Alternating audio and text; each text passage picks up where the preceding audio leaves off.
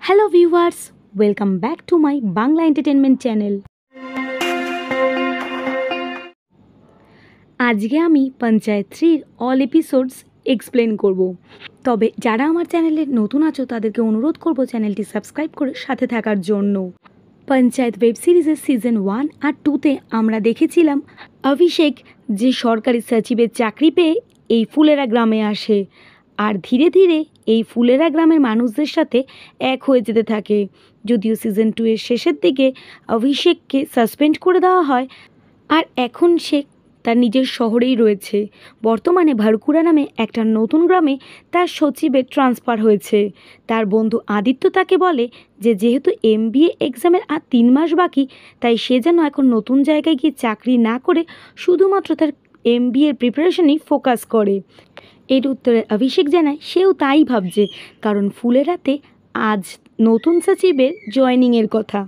এরপর আমরা ফুলেরা গ্রামের দৃশ্য দেখতে পাই, যেখানে আজকে নতুন সচিব এসে এখানকার গ্রাম প্রধান মঞ্জু দেবীকে ফোন করে, কিন্তু নতুন সচিবের ফোন মঞ্জু দেবীর স্বামী কেটে দেয়। উপরন্তু সে তার সহায়ক বিকাশকে ডেকে বলে সে যেন দূর থেকেই নতুন সচিবকে দেখে আসে। এদিকে প্রধান তার স্ত্রী মঞ্জু দেবীকে জানায় যদি আজ এই সচিবের জয়েনিং হয়ে যায় তাহলে কোনোভাবে কোনোদিনই আর অভিষেক সচিব পদে ফুলেরা গ্রামে ফেরত আসতে পারবে না। নতুন সচিবকে দেখে ভূষণ আর বিনোদ তাকে জানায় যে কিছুতেই প্রধান আর তার সহায়ক তাকে এখানে জয়েনিং করতে দেবে না, তাই তার উচিত এখন একটা লোহার হাতুড়ি নিয়ে এই পঞ্চায়েত অফিসের তালা ভেঙে সেখানে ঢুকে পড়া। তাকে একটা হাতুড়ি দিয়ে ভূষণ আর বিনোদ দূরে দাঁড়িয়ে থেকে সেই দৃশ্য দেখতে থাকে। নতুন সচিবও তাদের কথায় রাজি হয়ে যায়। এদিকে আমরা দেখতে পাই প্রহ্লাদকে, যে একটা গাছের তলায় শুয়ে আছে। তার জন্য মঞ্জু দেবী বিকাশের হাতে খাবার পাঠিয়েছে। এখন বিকাশ এসে প্রহ্লাদকে তার খাবার দেয়, তার সাথে এটাও জানায় যে আজ ফুলেরা গ্রাম পঞ্চায়েতে নতুন সচিবের জয়েনিং হবে। এই কথা শোনা মাত্র প্রহ্লাদ তেলে বেগুনে জ্বলে ওঠে, তাই সে এবার নিজের খাটিয়া নিয়ে পঞ্চায়েত অফিসের বাইরে রেখে দেয় আর সেখানে বসেই তার খাবার খেতে থাকে। এখন প্রহ্লাদ বিকাশকে বলে সে যেন 6 ফুট লম্বা একটা বাঁশ নিয়ে আসে আর সেই বাঁশের সামনেটা যেন অবশ্যই ছুচালো থাকে। এই কথা শোনার পর নতুন সচিব বেশ ঘাবড়ে যায়, তাই সে তালা না ভেঙে সেখানকার বিধায়ককে ফোন করতে থাকে। বিধায়কের বাড়িতে আজকে একটা অনুষ্ঠান ছিল, সেখানে কিছু লোক গান গাইছিল। তার সাথে বিধায়ক তার জন্য একটা নতুন ঘোড়া কিনে নিয়ে এসেছে। তিনি তার মেয়েকে এই ঘোড়াটার নাম রাখতে বলে, যদিও তার মেয়ের এই অনুষ্ঠানে বা ঘোড়ার প্রতি কোনোই আগ্রহ ছিল না। এরপর বাবার অনেক রিকোয়েস্টে সে ঘোড়ার নাম রাখে সিতারা। এর মধ্যে বিধায়কের কাছে খবর আসে যে নতুন সচিবকে ফুলেরা গ্রাম পঞ্চায়েত অফিসে ঢুকতে দেওয়া হচ্ছে না। আসলে এই নতুন সচিব ছিল এই বিধায়কেরই নিজস্ব লোক। এই খবর পাওয়ার পর সে প্রচণ্ড রেগে যায় আর সে ঠিক করে যে এর বদলা নেবে।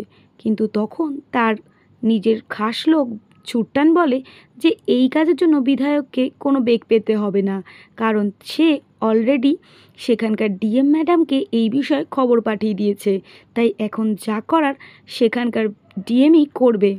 এরপর আবার ফুলেরা গ্রামের দৃশ্য দেখানো হয়। এখন ফোনটা যেহেতু মঞ্জু দেবীর স্বামী ব্রিজভূষণ ধরেছিল, তাই ডিএম ম্যাডাম তাকে ধমকিয়ে মঞ্জু দেবীর সাথে কথা বলতে চান। তিনি জানান যেহেতু সরকারি কাজে ব্রিজভূষণ আর প্রহ্লাদ বাধাদান করেছে, তাই মঞ্জু দেবীকে এখন ডিএম অফিসে সেই সমস্যার সমাধান করতে হবে। তাই এই মুহূর্তেই যেন মঞ্জু দেবী, ব্রিজভূষণ আর প্রহ্লাদ ডিএম অফিসে গিয়ে ডিএম ম্যাডামের সাথে দেখা করেন।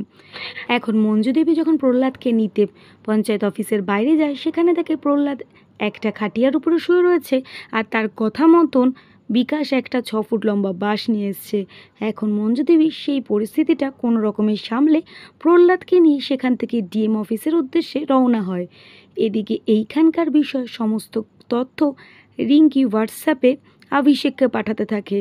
অভিষেক রিঙ্কির মেসেজগুলো প্রথমে দেখেও সেগুলো না দেখার ভান করে, আর রিঙ্কি তার মেসেজের কোনো রিপ্লাই না পেয়ে রাগ করে মেসেজ করাই বন্ধ করে দেয়। এরপর দ্বিতীয় এপিসোডের শুরুতে আমরা দেখতে পাই মঞ্জু দেবী আর প্রহ্লাদ ডিএম অফিসে এসে ডিএম ম্যাডামের সাথে দেখা করে।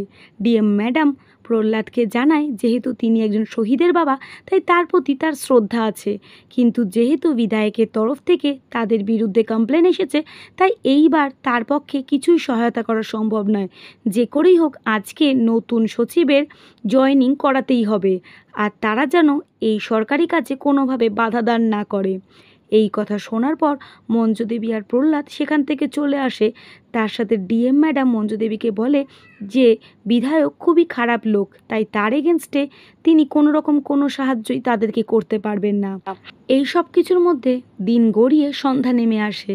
এখন মঞ্জু দেবী, ব্রিজভূষণ, প্রহ্লাদ, বিকাশ এই পঞ্চায়েত অফিসের বাইরে আসে।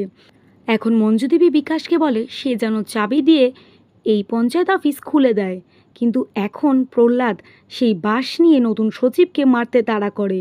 এখন প্রহ্লাদ, বিকাশ দুজনে সচিবকে তাড়া করে যাতে নেতৃত্ব দেয় ব্রিজভূষণ, কিন্তু মঞ্জু দেবী কোনোভাবে সেই পরিস্থিতিটা সামাল দেওয়ার চেষ্টা করে। এর মধ্যে ব্রিজভূষণের কাছে ফোন আসে আর তিনি জানতে পারেন যে বিধায়ককে জেলে নিয়ে যাওয়া হয়েছে। এখন কি কারণে জেলে নিয়ে যাওয়া হয়েছে সেটা আমাদের বলা হয় না, সেটা পরে জানা যাবে।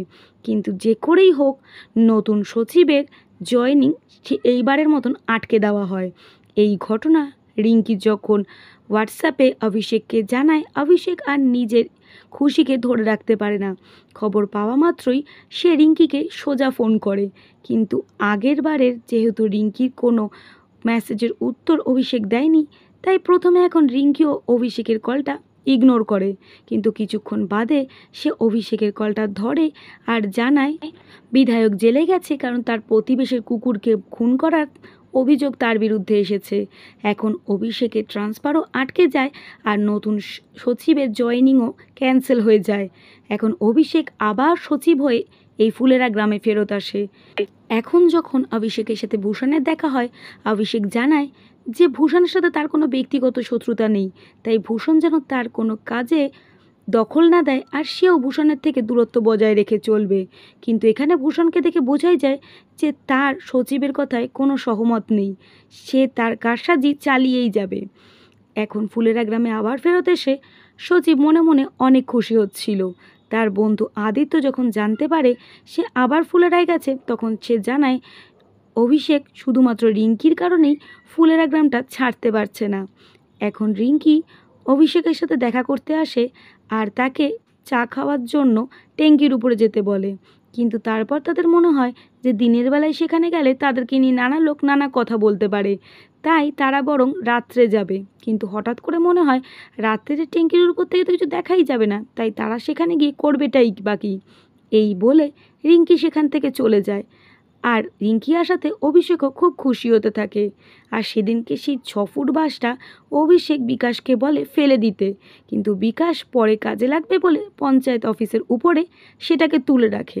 এর মধ্যে পঞ্চায়েত অফিসে জগমোহনের দাদি বলে একজন বুড়ি আসেন। তিনি জানান যে তাকে তার পোতা জগমোহন আর তার বউ দুজনে অত্যাচার করে ঘরের থেকে বার করে দিয়েছে। তাকে এত কান্নাকাটি করতে দেখে অভিষেক তাকে জল খেতে দেয়, কিন্তু প্লাস্টিকের বোতলে জল সে খেতে রাজি হয় না। একটা ঘটি করে জল আনতে বলে। এরপর জল খেয়ে সে বলে তার এখন থাকার ঘর নেই, তাই কোনোভাবে অভিষেক যদি তার জন্য একটা প্রধানমন্ত্রী গরিব আবাস যোজনার ঘরের জোগাড় করে দেয় তাহলে সে খুবই উপকৃত হবে। এদিকে মঞ্জু দেবী আর ব্রিজভূষণ বাইকে করে যাওয়ার সময় রাস্তায় গর্তে পড়ে গিয়ে মঞ্জু দেবীর পায়ে চোট লাগে। মঞ্জু দেবীকে দেখতে এসে অভিষেক জানতে পারে যে সে আসলে পড়ে গেছিল জগমোহনের বাড়ির বাইরে আর জগমোহনই তাকে উঠতে সাহায্য করেছিল। এই জগমোহনের কথা শুনে অভিষেকের সেই বুড়ির কথা মনে পড়ে। তার সাথে সে প্রধানকে জানায় যে এই একজন বুড়ি এসেছিলে যে কিনা এই জগমোহনের দাদি, সে প্রধানমন্ত্রী গরিব আবাস যোজনার থেকে একটা ঘর চেয়েছে।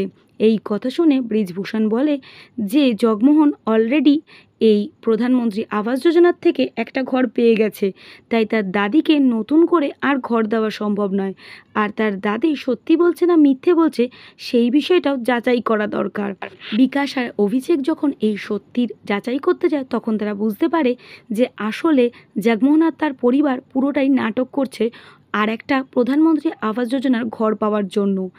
এখন এদেরকে ঘর দেওয়ার জন্য ব্রিজভূষণ আর মঞ্জু দেবীও অভিষেককে চাপ দিতে থাকে। তাই অভিষেক বলে তারা যে ঝগড়া করছে গ্রামের সবাই যদি সেটা মেনে নেয় তাহলে তাদের জন্য ঘরের ব্যবস্থা করা যাবে।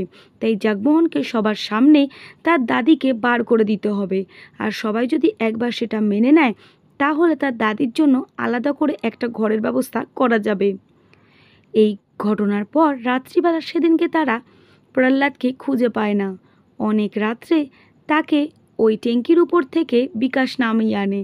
এরপর মঞ্জুদেবী আদেশ দেয় ট্যাঙ্কির উপরে যাওয়ার রাস্তা যেন তারা বন্ধ করে দেয়, কারণ প্রহ্লাদের কবে কোন অঘটন ঘটে তাই তারা কোনো রকম রিস্ক নিতে পারবেন না।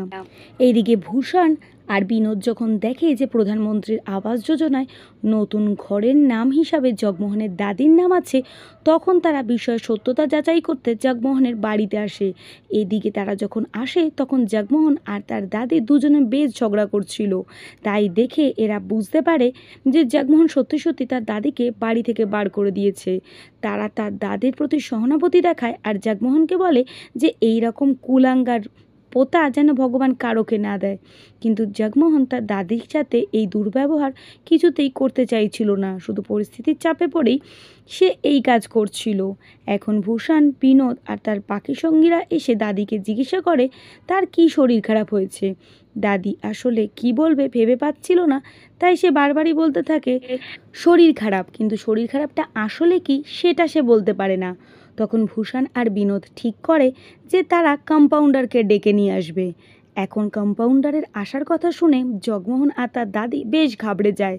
তখন তারা সচিবকে ফোন করে এই বিষয়টা জানায়। সচিব বলে কম্পাউন্ডার এসে চেক করলে খুব বেশি হলে একটা গ্যাসের ওষুধ দেবে, আর সেটা খেলে তার দাদির কোনোই শরীর খারাপ হবে না।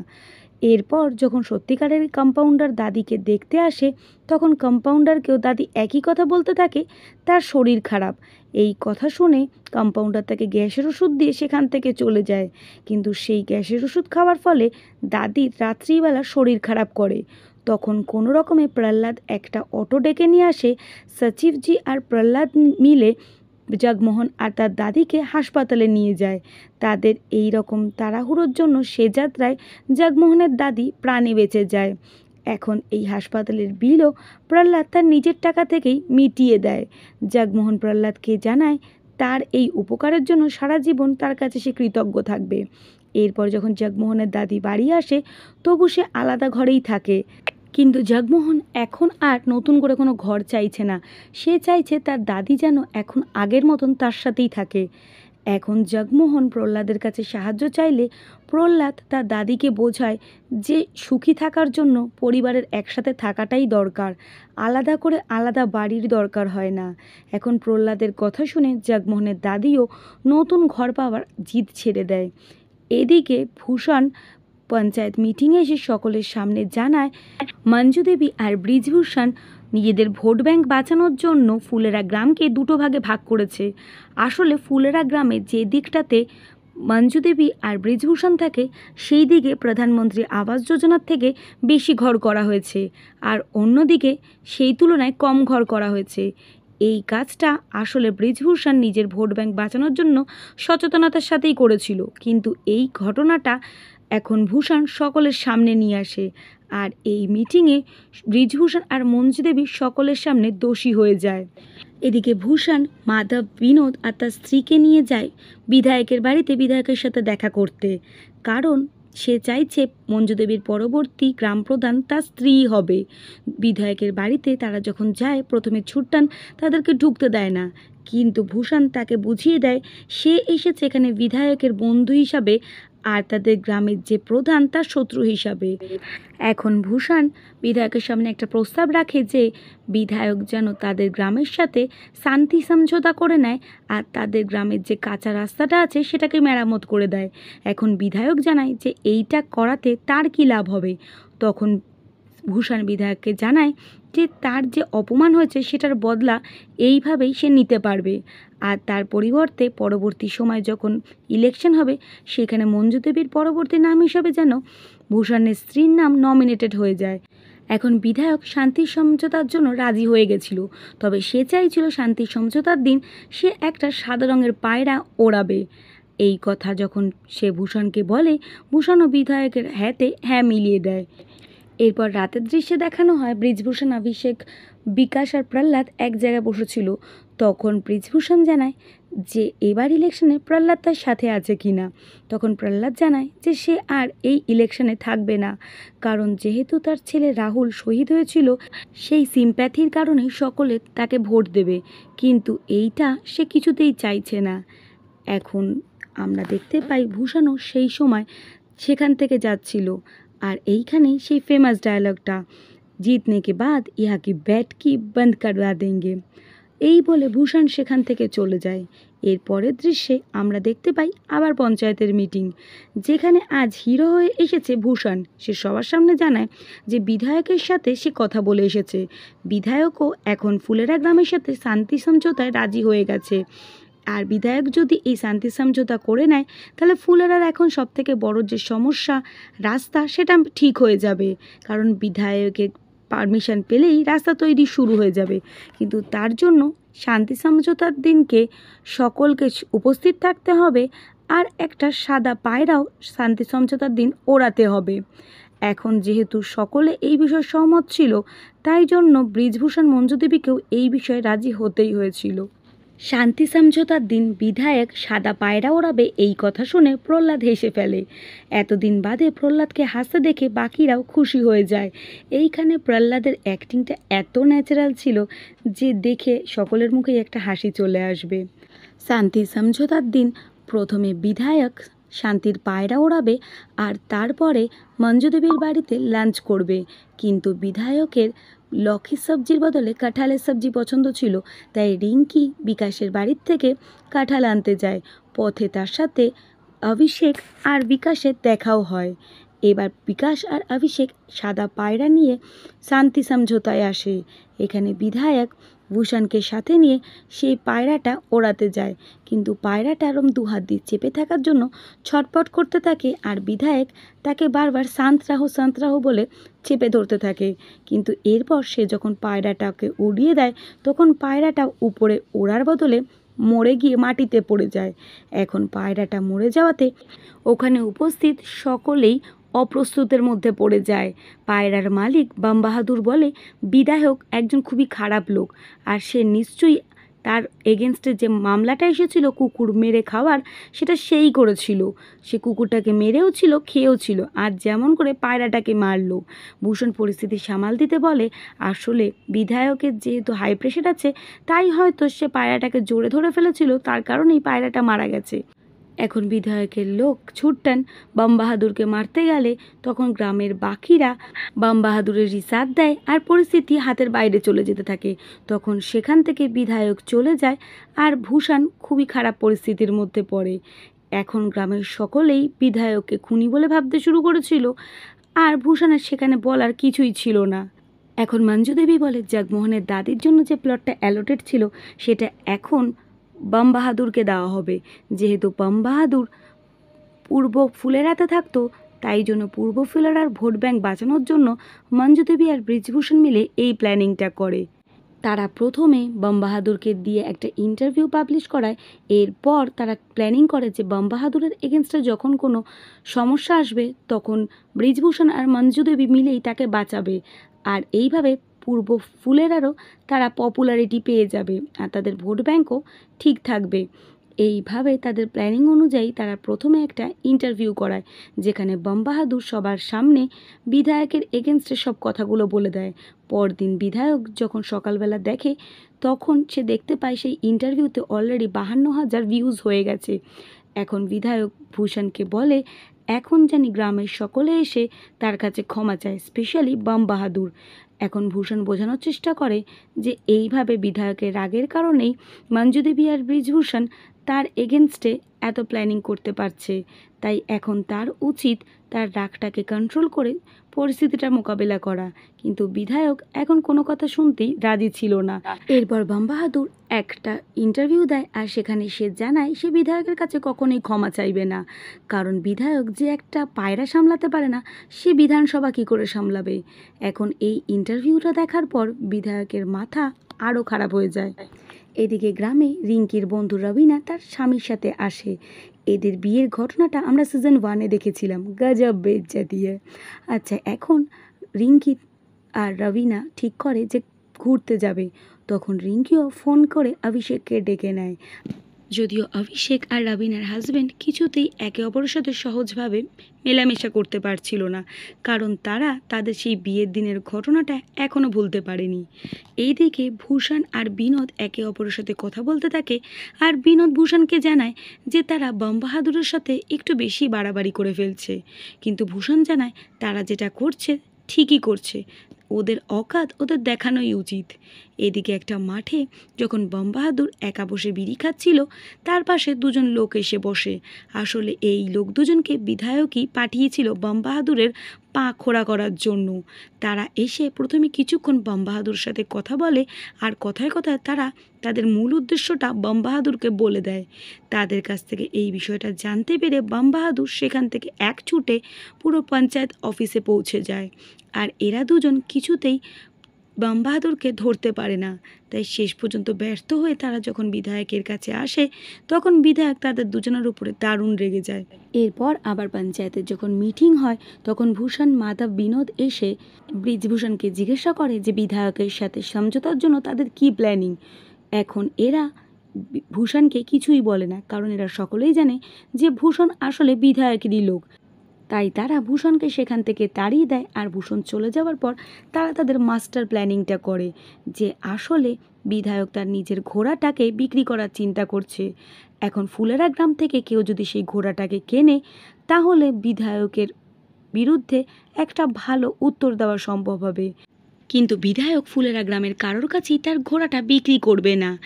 এই জন্য ব্রিজভূষণ পরমেশ্বরকে রাজি করিয়ে রবিনা আর তার বরকে দিয়ে বিধায়কের কাছে পাঠায় তার ঘোড়াটা কেনার জন্য।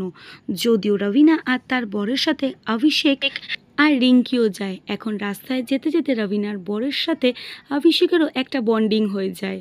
এখন বিধায়ক তার ফেভারিট ঘোড়াটাকে বিদায় করার সময় খুবই কাঁদছিল। এই ঘোড়াটা কেনার 5 লাখ টাকা আসলে প্রহ্লাদই দিয়েছিল। এই 5 লাখ টাকা রবিনার হাজব্যান্ড ছুট্টানকে দেয়, আর বলে টাকা বেশি হলে সে যেন মিষ্টি খেয়ে নেয়। বিধায়ক জানায় যে সে নিজের সন্তানের মতন ঘোড়াটাকে এতদিন পালন করেছে, তাই সে মাঝে মাঝে ঘোড়াটার সাথে দেখা করতে যাবে। ঘোড়া নিয়ে রবিনার তার হাজব্যান্ড যখন ফুলেরা গ্রামে ফেরে, তখন ফুলেরা গ্রামের সকলে আনন্দে হইচই করতে থাকে, আর এখন রবিনার হাজব্যান্ড সকলের কাছে হিরো হয়ে যায়। রবিনার হাজব্যান্ড জানায় আসলে সে যেটা করেছে গ্রামের ছেলে হিসাবেই করেছে, জামাই হিসাবে নয়। এখন গ্রামের সকলে সীতারাকে নিয়ে প্রসেশন করতে থাকে। এখন ভূষণ এগুলো দেখে আর চুপ করে থাকতে পারে না, সে ছুট্টানকে ফোন করে বলে এই কাণ্ডটা সে কেন করলো। এখন ছুট্টান বিধায়ককে সকল সত্য জানালে বিধায়ক রাগে আগুন হয়ে যায়, আর সে এবার বন্দুক আর গাড়ি নিয়ে ফুলেরা গ্রামের দিকে আসতে থাকে এর প্রতিশোধ নেওয়ার জন্য। কিন্তু রাস্তায় তাদের সাথে বিনোদ আর ভূষণের দেখা হয়। এখন ভূষণ বিধায়ককে জানায় খুন খারাপির থেকে কোনোদিন কারোর ভালো হয়নি, তাই তিনি যেন তার রাগটাকে কমিয়ে এই বিষয়টাকে সমঝোতা করে নেন। কিন্তু বিধায়ক এখানে ভূষণের উপরেই রেগে যায়, আর বলে ঘোড়া নিয়ে ওরা যখন যাচ্ছিল তখন এরা কি করছিল, তাই যে করেই হোক 3টে বাজার আগে বিধায়ককে যদি বিধায়কের ঘোড়া ফিরিয়ে না দেওয়া হয়, তাহলে তিনি ফুলের গ্রামে ঢুকে গুলি চালিয়ে দেবেন। এখন ভূষণ আর তার সঙ্গীরা এসে পঞ্চায়েত অফিসে বিধায়কের সকল ঘটনা জানায়, আর তার সাথে এটাও বলে যে এখন সবার আগে উচিত ঘোড়াটাকে ফেরত দিয়ে দেওয়া। আর এই সকল ঘটনাই শুরু হয়েছিল বম বাহাদুরকে নিয়ে, তাই বম বাহাদুর যদি আগেই ক্ষমা চেয়ে নিত তাহলে এই ঘটনাটাই ঘটতো না। এখন বাকি সকলে মিলে সিদ্ধান্ত নেয় যে তারা ঘোড়া ফিরিয়ে দেবে না, তার বদলে প্রতিরোধ করবে। আর মঞ্জু দেবী এই বিষয়ে বেশ ঘাবড়ে যায়। তখন মঞ্জু দেবী বলে তিনি প্রতিরোধ করতে রাজি আছেন, কিন্তু কিছুতেই প্রথম গুলি ফুলের তরফ থেকে চালানো চলবে না। এরপর প্রহ্লাদ আর বিকাশ গিয়ে প্রথমে ঘোড়াটাকে লুকিয়ে দেয়। আর ফুলের হাতে যেন একটা যুদ্ধকালীন পরিস্থিতি তৈরি হয়। এখন সকলেই সকলের অস্ত্র নিয়ে তৈরি হয়ে ফুলেরা গ্রাম পঞ্চায়েতের বাইরে এসে জমা হতে থাকে। এখন পরমেশ্বরও তার লোকজনদের নিয়ে চলে এসেছিল ফুলেরার সম্মান বাঁচানোর জন্য। সকলকে একত্রিত হতে দেখে বৃজভূষণ আর তার দলবলও বেশ সাহস পায়। এখন সবাই পঞ্চায়েত অফিসের সামনে বসে বিধায়কের আসার জন্য অপেক্ষা করছিল। এখন ভূষণ মাধব আর বিনোদকে বলে যে তারা যদি সত্যি সত্যি নেতা হতে চায় তাহলে এখন নেতার মতন কাজ করার সময় চলে এসেছে। এই বলে তারা চারজন পঞ্চায়েত অফিসের সামনে এসে ধর্নায় বসে। আর এখানে ভূষণের স্ত্রী বলতে থাকে যদি বিধায়ক সত্যি সত্যি গুলি চালায় তাহলে প্রথম গুলি তার উপরেই চলবে। এখন 2:45 বেজে গেছিল আর বিধায়ক ঘোড়া ফেরত পাওয়ার জন্য অপেক্ষা করছিল। এখন এই পরিস্থিতির কথা সরকারি মহলে জানাজানি হলে সরকারি অফিসার আর পুলিশ এসে প্রথমে বিধায়ককে বোঝায় আর এরপর মঞ্জু দেবীকে গিয়ে বোঝাতে থাকে। কিন্তু মঞ্জু দেবী বলে আসলে তারা লড়াই করতে চাইছে না, তারা যেটা করছে সেটা হচ্ছে নিজেদেরকে বাঁচানোর চেষ্টা। এদিকে সরকারি অফিসারের কাছে বারবার উপরের মহল থেকে ফোন আসতে থাকে। এখন 3টে বেজে যাওয়াতেও ঘোড়া ফেরত না পাওয়ায় বিধায়ক গ্রামে ঢুকে পড়ে। আর এখন বিধায়কের লোকজন আর গ্রামের লোকজন পরস্পরের দিকে বন্দুক তাক করে থাকে। পরিস্থিতি সামাল দিতে ডিএম ম্যাডাম পার্লামেন্টের একজন মেম্বারের সাথে বিধায়কের কথা বলায়। আর সেই মেম্বার বলে যে বিধায়ক যেন নিজের গায়ের চামড়াটা একটু মোটা করে নেয়। আসলে এই রাজনীতিটা এইভাবে কুস্তির মতন নয়, বরং দাবার মতন করে খেলতে হয়। পার্লামেন্টের মেম্বারের সাথে কথা বলে বিধায়ক তার মত পরিবর্তন করে আকাশে এক রাউন্ড ফায়ার করে ফুলের হাত থেকে ফেরত যেতে থাকে। এখন বিধায়ককে এইভাবে ফেরত যেতে দেখে গ্রামের সকলে আনন্দে লাফালাফি করতে থাকে। তারা বুঝতে পেরে গেছে বিধায়ককে ভয় পাওয়ার দিন তাদের আর নেই, বরং তারা যদি একত্রিত হয়ে থাকে তাহলে বিধায়কই তাদেরকে ভয় পাবে। এর পরের দৃশ্য 15 দিন বাদের দেখানো হয়। আজকে অভিষেক যাচ্ছে তার MBA পরীক্ষা দিতে যাওয়ার আগে অভিষেক সীতারার কাছে আসে আর তাকে ছোলা খাওয়ায়। এরপর বৃজভূষণ, প্রহ্লাদ, বিকাশ সবাই মিলে যায় অভিষেককে বাসে তুলে দিতে। এখন সবাই খুশিতে ছিল আর সবাই নিজের সম্পর্কে কিছু না কিছু কথা বলছিল। এখন বিকাশ অভিষেককে বলে এই বছর সে অবশ্যই MBA ক্র্যাক করবে। এরপর সে কি করবে সেটাও বিকাশ জানতে চায়। তখন অভিষেক জানায় তারপর কি সে MBAতে 2 বছর পড়াশোনা করবে, তারপর চাকরি, বিয়ে, এইভাবে সবাই সবার নিজের কথা বলতে থাকে। তখন প্রহ্লাদ জানায় যে সে আরও ঘোড়া কিনতে চায়। সবাই এইভাবে নিজেদের মধ্যে কথা বলছিল। তখনই হঠাৎ করে দুজন বাইকার্স আসে আর তাদের উপর ফায়ারিং করতে থাকে। হঠাৎ করে এইভাবে ফায়ারিং শুরু হওয়াতে তারা সকলে ঘাবড়ে যায় আর যে যেখানে পারে পালাতে থাকে। যদিও এত কিছুর মধ্যেও তারা অভিষেককে তার বাসে তুলে দিতে ভোলে না। এরপর প্রহ্লাদ, বিকাশ আর বৃজভূষণ গ্রামের মধ্যে লুকিয়ে থাকতে আর তাদেরকে খুঁজতে খুঁজতে সেই শুটার্সরাও তাদের পিছনে চলে আসে। এইদিকে ফায়ারিং হতে দেখে আবার অভিষেক বিকাশকে ফোন করে জানতে চায় যে তারা সেফ আছে কি না। কিন্তু অভিষেক যাতে চিন্তা না করে তাই জন্য বিকাশ তখন বলে যে হ্যাঁ তারা সবাই সেফই আছে আর শুটার্সরা সেখান থেকে চলে গেছে। এখন শুটার্সরা এদের 3জনকে ঘিরে রেখেছিল আর জিজ্ঞাসা করছিল এদের মধ্যে প্রধানকে। প্রথমে প্রহ্লাদ নিজেকে প্রধান বলে আর এরপর বিকাশ, কিন্তু এদেরকে সামনে যেতে দেখে প্রধান আর নিজেকে আটকে রাখতে না পেরে বলে সেই প্রধান। আর এখন প্রধানের উপরে গুলি চলে। এরপর ঘটনা আবার রাত্রিবেলা দেখানো হয়। অভিষেক তার MBA পরীক্ষা দিয়ে সোজা প্রধানকে দেখতে হাসপাতালে চলে এসেছে। প্রধানকে এইভাবে শুয়ে থাকতে দেখে অভিষেক জানায় সকলের উপরের ব্যবস্থা নেওয়া হবে। এরপর সে সেখান থেকে চলে গেলে মঞ্জু দেবী, প্রহ্লাদ আর বিকাশকেও। এখন এরা যখন হাসপাতালের বাইরে আসছিল তখন সেখানে বিধায়ক, ভূষণ সকলে মিলে আসছিল বৃজভূষণের সাথে দেখা করতে। এখন বিধায়ককে দেখেই অভিষেক তার নিজের মাথা ঠিক রাখতে পারে না। বিধায়ককে বলে যে সে কেন এসেছে, গুলি তো সেই চালিয়েছিল। বিধায়ক বলে গুলি সে চালায়নি, হয়তো ইলেকশন সামনে তাই সকলের কাছ থেকে সিম্প্যাথি পাওয়ার জন্য প্রধান নিজেই নিজের উপরে গুলি চালিয়েছিল। এখন প্রধানের নামে যখন বিধায়ক আর ভূষণ বাজে কথা বলতে থাকে তখন অভিষেক আর চুপ থাকতে পারে না। এখানে প্রহ্লাদ, অভিষেক আর বিকাশের সাথে বিধায়কের লোকজনদের সাথে মারামারি হয়ে যায়। আর হাসপাতালের বাইরে মারামারি করার কারণে এদের সকলকে পুলিশ অ্যারেস্ট করে নিয়ে আসে। এখন বিকাশ অভিষেককে জিজ্ঞাসা করে তার পরীক্ষা কেমন হয়েছে। অভিষেক বলে খুব ভালো। কিন্তু এদিকে দেখানো হয় ডিএম ম্যাডাম, যে কিনা গ্রাম পঞ্চায়েত ইলেকশনের ঘোষণা করে। তিনি জানান যে জেলা প্রশাসন পুরোভাবেই চেষ্টা করবে যাতে ফুলেরা গ্রামের ইলেকশন সঠিকভাবে হয়। এই জন্য সিআরপিএফের 10,000 সেনাও মোতায়েন করা হবে। আর এদিকে সরকারি অফিসার আর পুলিশ বলে যে এদের পরিস্থিতি দেখে বোঝাই যাচ্ছে যে সামনেই এখন পঞ্চায়েতের ইলেকশন আসছে। দেখা যাক যে এই পঞ্চায়েতের ইলেকশনে এই গ্রামের আর কি কি ঘটনা ঘটে। এই বলে সিজন 3 এখানেই শেষ হয়ে যায়। এখন প্রশ্ন, প্রধান অর্থাৎ ব্রিজভূষণের উপরে গুলিটা চালালো কে? সেই প্রশ্নের উত্তর পেতে হলে অপেক্ষা করতে হবে সিজন 4-এর জন্য। তো বন্ধুরা, এই ছিল পঞ্চায়েত সিজন 3 এক্সপ্লেনেশন। কেমন লাগলো কমেন্ট সেকশনে অবশ্যই জানিও। বিদায়।